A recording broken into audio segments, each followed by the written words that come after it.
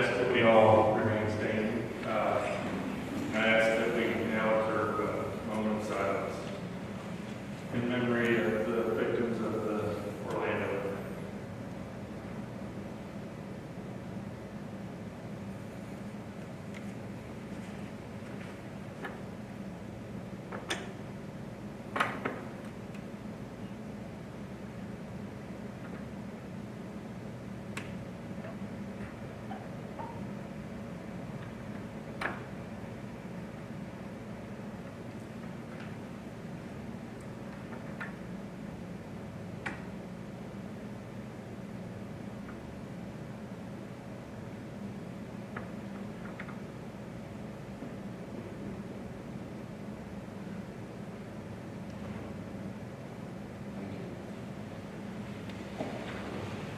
Beloved family members and friends of the victims of the Orlando attack are in your prayers.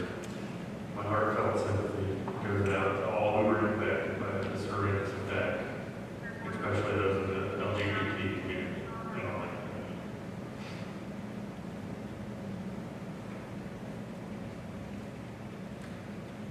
All right, next we have presentations. And first we have a special recognition of the 2016 state champion Lebanon Tigers softball. I had the pleasure of attending the games Saturday. A little bit of clarification for residents who don't realize what goes outside of our community. About 55% of our student population attends Lebanon Community Schools, which means they attend Lebanon High School. I had the pleasure of watching this team go through the state tournament along with the Zionsville Lady Eagles, who made it to the semi-state, so congratulations to them as well. And Saturday was a lot of fun. I was very proud of the girls. They held themselves well. It was a nail biter, which I wish they would have done. Could have been 8-1, too. But I rode back in one of our Tahoes with Blaine Root, and we had a great time leading this great group of young ladies back to the county in the caravan with the county officers. Got a little emotional at times, so I want to thank the WFD as well, WPD, WFD, Lebanon Fire Department, County, and Lebanon Police Department for bringing these girls home. Even the WFD, we are told they donated a bed sheet from one of their fellow firefighters and created a sign to hang over one of the interstate bridges that congratulated the girls on the way back. So I'm going to step aside and I'm going to bring up Dr. Taylor, Superintendent of Lebanon Community Schools. He'll introduce some others, and then I'll let you read the proclamation. Thank you, Dash. Appreciate it. Mr. President, ladies and gentlemen of the council, it's an honor to be here this evening, representing in a very small way a segment of our school corporation which has exceeded at the highest level. Dax is true, I understand, and you should be very proud. Whitestown was represented very distinctively in 3 different votes. Dax was there. He said, "Where do I get a hat?" I thought he was going to be spirited, but I realized it was a very sunny day. So we got him a Lebanon Tigers hat, and he should be very proud. That was good. And I want to thank you, too, because as the parade back from Mid-Davis Sports Complex was led by a current Whitestown law enforcement vehicle, and trailing a Whitestown law enforcement vehicle that's yours in spirit, but it's ours. That's your donated SRO. And I thought that was kind of cool. And to the young rookie fireman that donated the sheet, we'll try to make that up to him. I'll stop by Myers and we'll make sure that he's got something to say. Ladies and gentlemen, it's truly significant for not only our school corporation, but for the Lady Tigers softball team that you have extended this recognition this evening. And we're so proud to be a part of your community, to know that you have our school corporation in your hearts, your thoughts, your prayers, to know that you are supporters of not only our athletic teams, but our students, our educational programs. And I want to reemphasize how important the superintendent of schools that knowledge is to me, that we see ourselves as a community partner. We see ourselves as an asset to the great work you're doing, the great work that they do in Lebanon, and we're simply very honored to be a part of 2 great communities. On the moment of silence we had was well deserved. And I had the good fortune many times to, when tragedy happens, and we think that the worst is upon us as a nation, to simply stop and look at our young people. And specifically the young lady that's joining us tonight, representing the team as a whole, reassures me every day, as I'm sure it will you, that our future is very bright.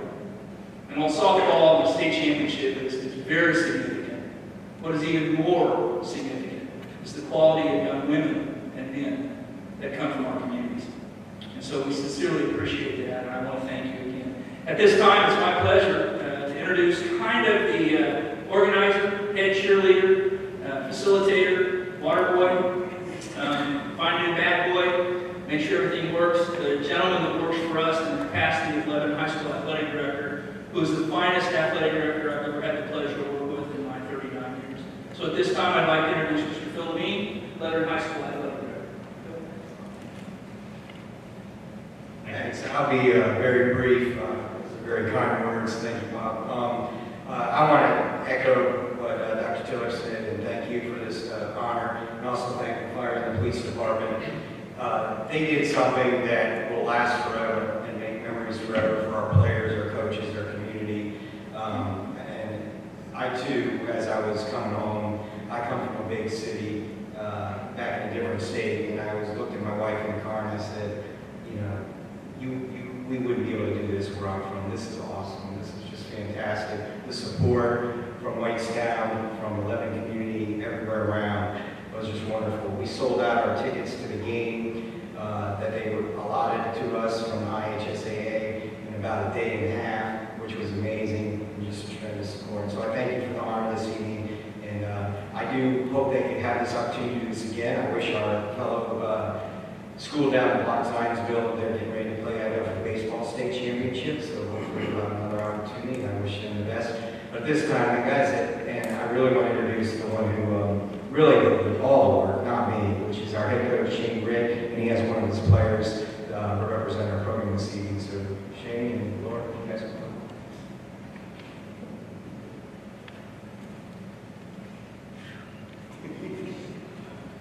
Thank you for coming in tonight. Thank you for having us. This is really a great moment for our Lebanon and community and our schools, which for some of you probably don't know. I've been a long resident of Lebanon, lived there my whole life, but my daughter used to play for softball for Lebanon.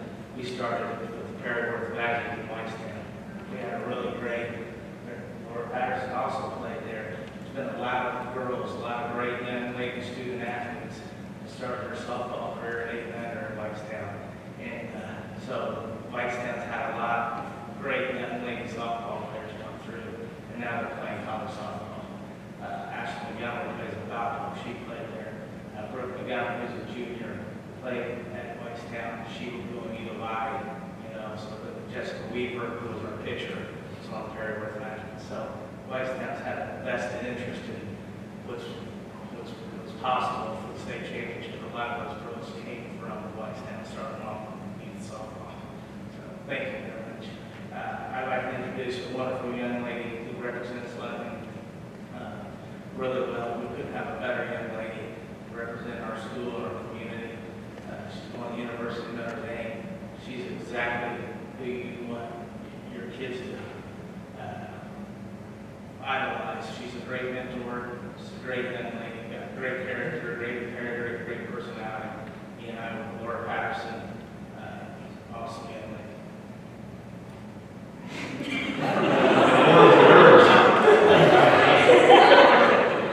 Well, yeah, thank you so much for supporting us through our whole journey to state this year. It's a really big deal, obviously, for everybody that's on the team and for everybody involved. So it's really nice to be from a community, like Mr. Levine said, that really comes together to support its kids and stuff like this. So thank you so much.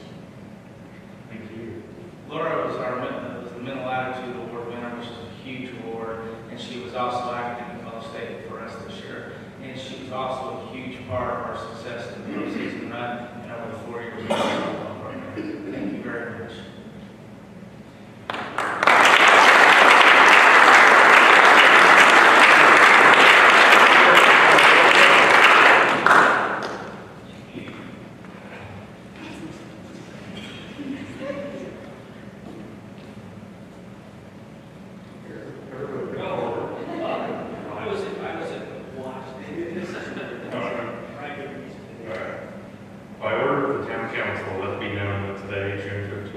2016, is officially proclaimed Lebanon Lady Tigers softball team day. Whereas portions of Whitestown are served by Lebanon Community Schools. Whereas more than half of our students living in Whitestown attend Lebanon Community Schools and participate in sports within the Lebanon School District.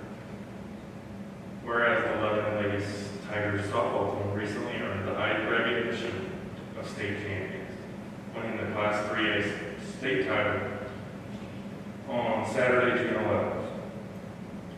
The Lady Tigers softball team made history by earning the team's first ever state championship title and the school's first state championship title in 98 years. Whereas their athleticism, attitude, hard work, perseverance, and tremendous accomplishment deserve to be publicly commended and celebrated.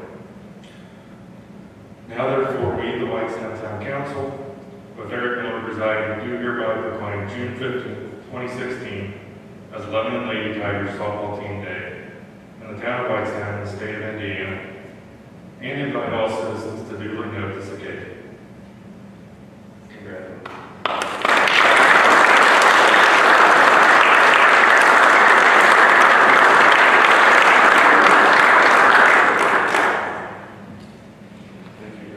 Now, I would be remiss if it was pointed out that there was a previous state championship representative from Lebanon in 1985, and I think a member of that state band presentation is here with the Whitestown staff as well. So I thought I'd throw that out there. You got to cover all bases. So again, on behalf of the faculty, staff, and school board of trustees, and the Lady Tigers state championship softball team, I thank you very much for the honor and distinction you provided this evening. Thank you. Congratulations. Thank you.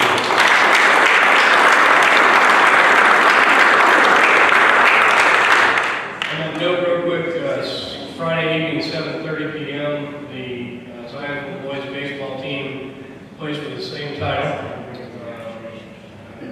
baseball state championship. I will be in attendance, our residents will be in attendance as well, as a good 45% of our students go to Zion Community Schools.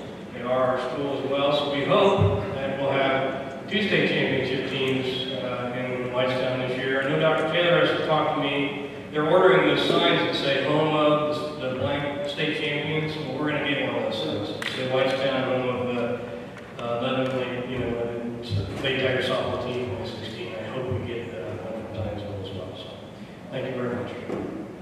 Hey guys, could you let everyone know where? Victory Field. Thank you. Sorry, I apologize. It's announcement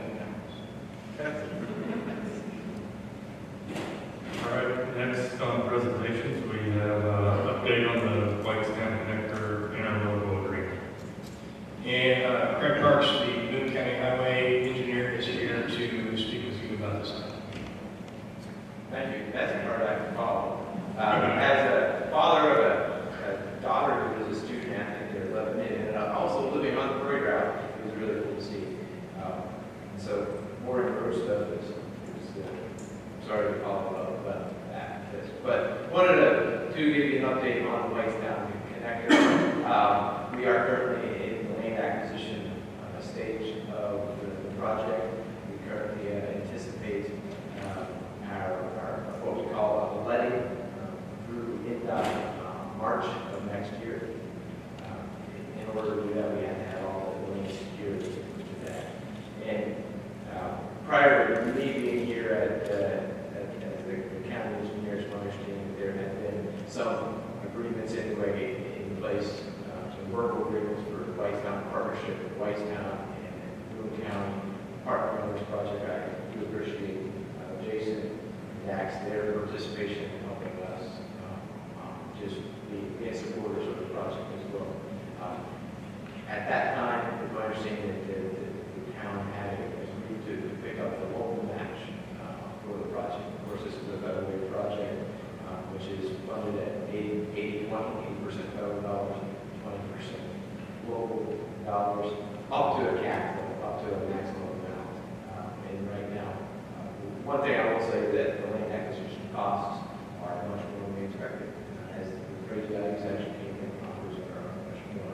And what we do bring to you today is an interlocal contribute the 20% match of that. Of course, all the construction dollars being paid, the match dollars being paid by the county. And this interval would allow up to $200,000 from Whitestown participation at 80/20. Right now, again, originally we were thinking that the land acquisition was going to be right around $600,000. It's now looking at about $1 million, which is more than $1 million. So any excess of it, that would be on the county. We realize that, we would ask that in the end, we would ask for up to $200,000 of match. So with that, I'll open it up to any questions you may have with the project. If there's any questions or Mr. President, did I give the reference that the reason for the increase was for appraised value? Were there any other contributing factors that we changed the route of different pieces of land being purchased that weren't originally intended? No. Or is it only the appraised value going up that high? And again, how the whole process works is because of this double-way job. You don't come in with a proposed alignment, you can't, because federal law requires that you go through the environmental process to find the best route. You look at different alternatives, and that's, so when you are requesting federal dollars, you're going off of an estimated route and estimated acreage, and then estimated value. And at that time, actually, we were estimating about $15,000 an acre, and appraised values are looking at about $26,000 an acre those are coming in. So at the time, when you set these dollars in as a request to the state to try to get the award for the federal funds, you don't know the route. You know an estimated route, but not the particulars of it. So with the impact study that was done from the environmental perspective, were there a multitude of routes to pick from, or was there only a singular route and that's the only one we can have, there's no straying from that? Well, there's 3 or 4 different routes looked at. Of course, one is do nothing, no route. 2 would be use existing alignments of roadways, which would be considered up through 650, up through Main Street and across, which again was thrown out just because of the impacts of that. And then even along in the vicinity that we looked at, we looked at multiple routes, 2 or 3 different routes, considering different environmental impacts. One of the major impacts was, or potential impacts was a wooded wetland on one of the properties that we had to avoid. We didn't have to minimize environmental impacts and reduce that, to be able to get the finding of no significant impact from the federal government. That's how we made on the ground. So if I hear you correctly, at the end of the day, we came down to 2 different routes. One in which there would be a movement of wetland, and another one in which there wouldn't be. We went with the wouldn't be option, which is why the cost went up $400,000. No, the move of the alignment is not why the cost went up. Actually, if you look at the cost of moving or mitigating the wetland, cost is significant. But beyond that, it's just you want to minimize the environmental impacts. So that's why this route was chosen to be, or identified as the best alternative for the project. Is it typical to be off by so much money in the first estimation? With land values, it's so hard. I mean, the life of these projects, I think this is the original estimate was done back in 2011, 2012, when you're applying for federal dollars. If you think of what land values have done over those times, I mean, at that time, you would have said the farm ground would be paying $26,000 an acre. Was unheard of. So it's, and again, you never know. I mean, because we don't have it at that point. You don't go in, you don't know the exact acreage, you don't know the exact dollars and cents for that acreage, and so you do the best you can and try to estimate contingencies, but this is what we've done.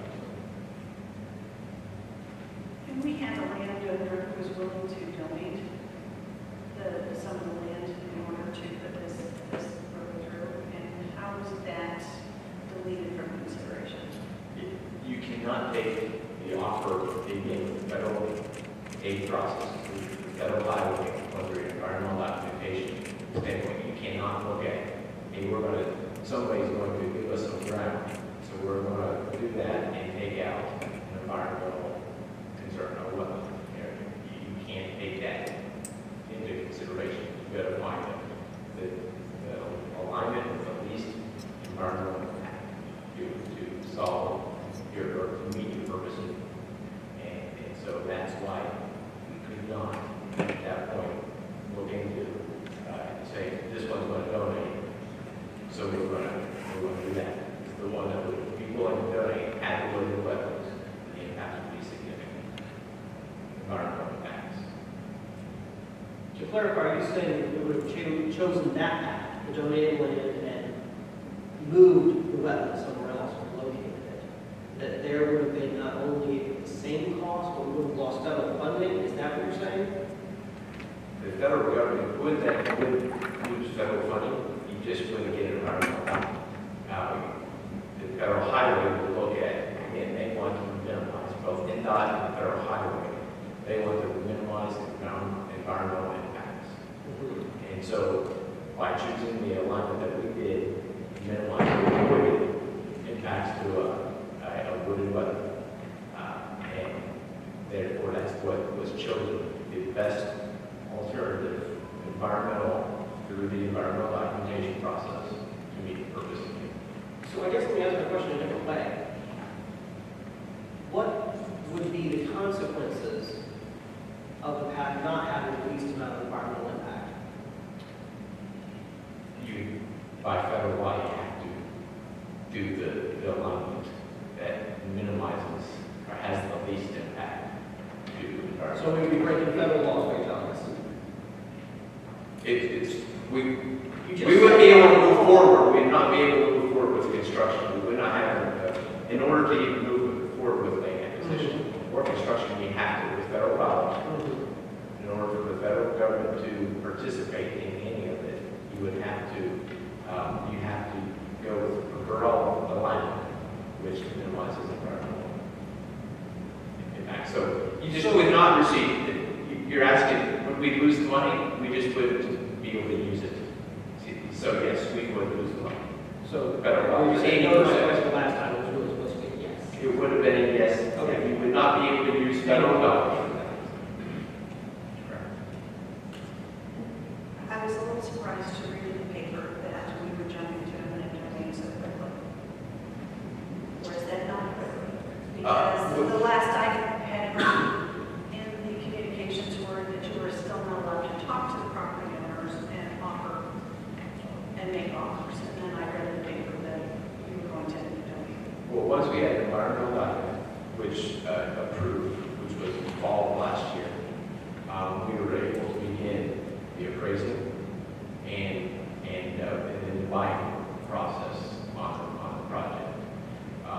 All offers were made through the Uniform Land Act.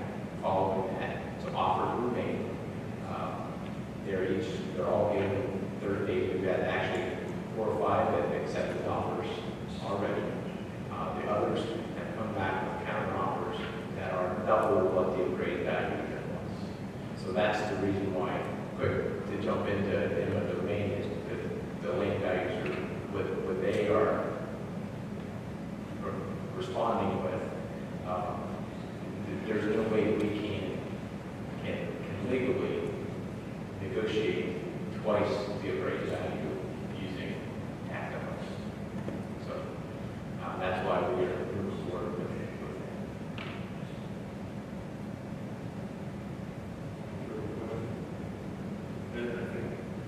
I think next time, I know as council president, I would appreciate someone letting me know that this increase is going to occur. Instead of me finding out about it in the paper or through a document being sent via email, not even to me. I think we would really appreciate it. Having been a part of this again, and back when it was and others and Charles, and talking about this project for this long, and being honestly the one most impacted by it from the council,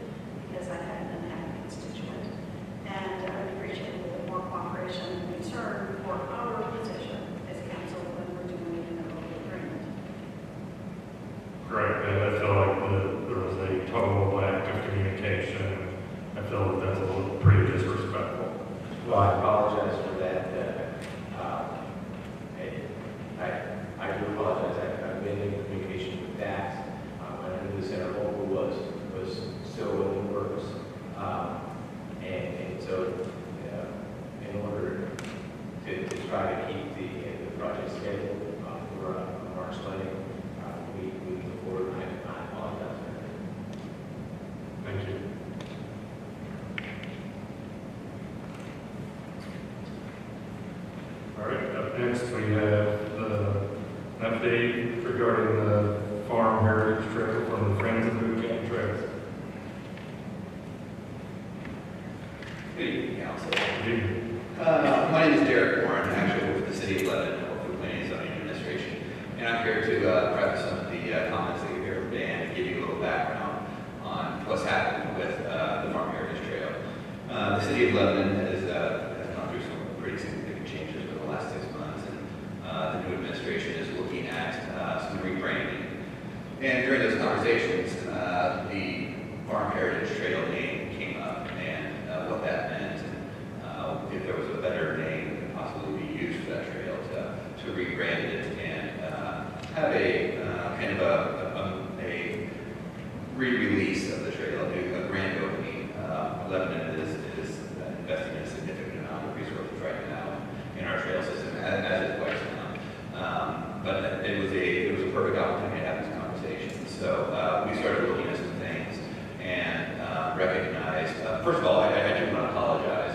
There was maybe a breakdown of communication with some of our surrounding communities.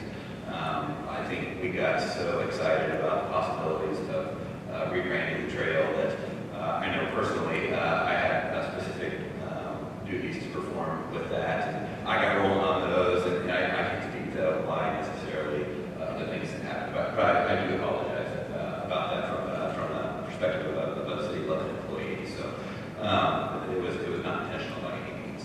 But when we start looking at things, when you start looking at the big trails of the state, they all pay homage to the rail line, or a rail line that it was used at once upon a time, known on the Cardinal Trail, the Panhandle. It goes on and on. So the Big Four was the company that owned this section of the trail. Big Four Rail Company from Zionsville on up into Lafayette. And we found their logo. We thought, man, it's a great looking logo. It's a good opportunity to go through some rebranding with all the upgrades that are happening to the trail. Like I said, breathe some new life into it. So we approached the Friends of Boone County Trails with the idea and found out the history of why it was named the Farm Heritage Trail in the first place. And I'll maybe let Dan speak to that, more about that. But, the Friends were open to the idea. And we gave them kind of what our vision of the rebranding might look like. And we commissioned a company that did our branding guide for our Lebanon trail system that we're going through right now and spending some resources on that came out of our bicycle pedestrian master plan. And we gave them kind of what was bouncing around in our heads and decided to say, look, there's 4 major communities that are all on this line, and we need to have a color scheme for the trail so people can recognize what section they're on. Black and gold for Lebanon, obviously, green and silver for Zionsville, navy blue or royal blue, and white for the old Fort Town High School. And from somewhere, I can't tell you exactly where it came from, but crimson red for Whitestown. So I brought those with me. I don't know that any of you have seen these. I didn't know what the display opportunity would be tonight, but maybe pass these out so you can kind of look at them. Lebanon is already going through, and we're doing, there's a picture of the Lebanon stack there at the trailhead very near Menards, and that sign is installed. Our mile markers are installed. Our trail rule signs are installed.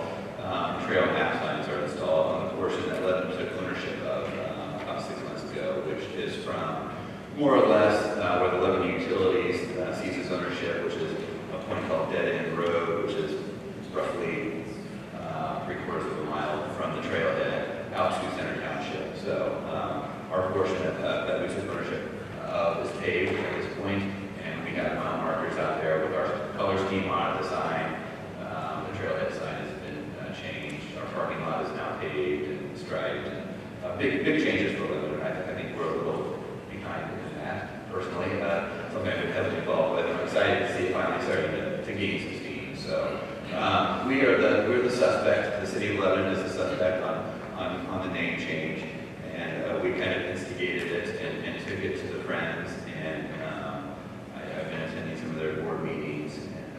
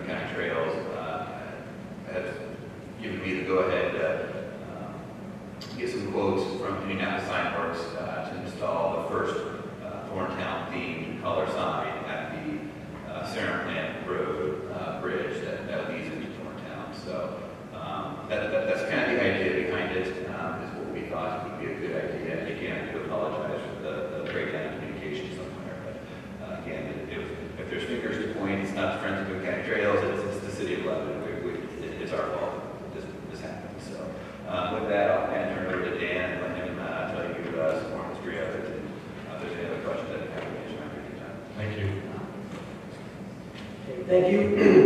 The Big Four gets its name from Big Four cities, Chicago, St. Louis, Cleveland, and Cincinnati, and that's where the name comes from. And if you ever see a map of the Big Four trail system, it's interesting. Indianapolis is almost like the hub or the center of it because of how the railroad lines will go through.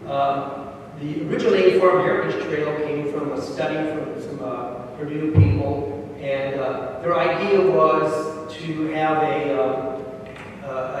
trail going up through the country, and the birds and the butterflies, and there'd be demonstration farms, and people on their bicycles would stop and watch the farmer milk his cow, and buy the vegetables, and watch them harvesting and so forth. Well, I've been on the trail quite a bit. I haven't seen one cow along there anywhere, down alone some guy milking it. So a lot of those ideas of that idyllic, go out in the country and see the agricultural going on just didn't develop, or just didn't happen.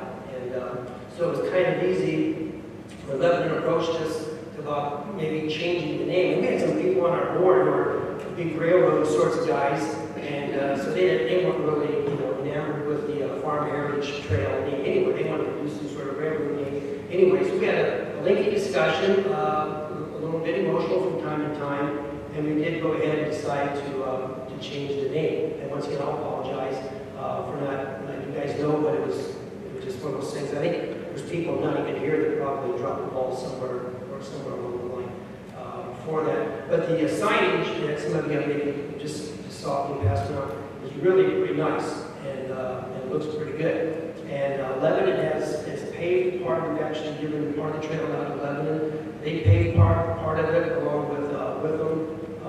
And now the usage has gone way up. And kind of the main trailhead right now is at by Menards.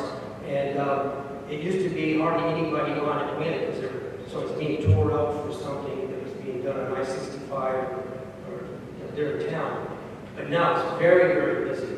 And the trailhead there, there's cars parked there, especially on the weekend, quite a bit. This reminds me of an avalanche. You see pictures, you see the snow, and it starts to creep, and then all of a sudden it just breaks loose and goes.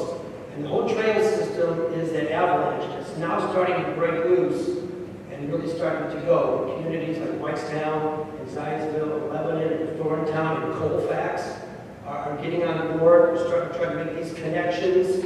There's all kinds of little things in the way causing problems, sometimes lack of money. We're trying right now to get it paid further up closer to Thorntown, and we have some grants that we applied for. We're getting some. They're in the process so that we can get that whole thing paid. And the use, especially by bicycle riders, has really increased. Just the other day, I was out there working at Hazelray, a little park there that we developed, and some people came by and stopped and talked to me. They're from Carmel. They came over to use the trail over here because the Monon is so crowded, and you're going through towns and cities. And they kind of wanted to get in the country and just go along. You will see deer, jumping across, and it's more in the country. It's more peaceful, and so they really enjoyed it. So they drove all the way over here and rode the bikes to go on the trail, and they live really close to the Monon. So it is getting used, quite a bit more, and that avalanche is happening, and it's going on right now. A lot of people who are against the trail are now in favor of it and starting to change their mind more and more. It's a great thing to do, and I encourage you to get out and get on it somewhere, whether it's in Zionsville or Whitestown. I know you guys are getting it developed and going with it, or get over there and on the other side of Lebanon and right towards Thorntown.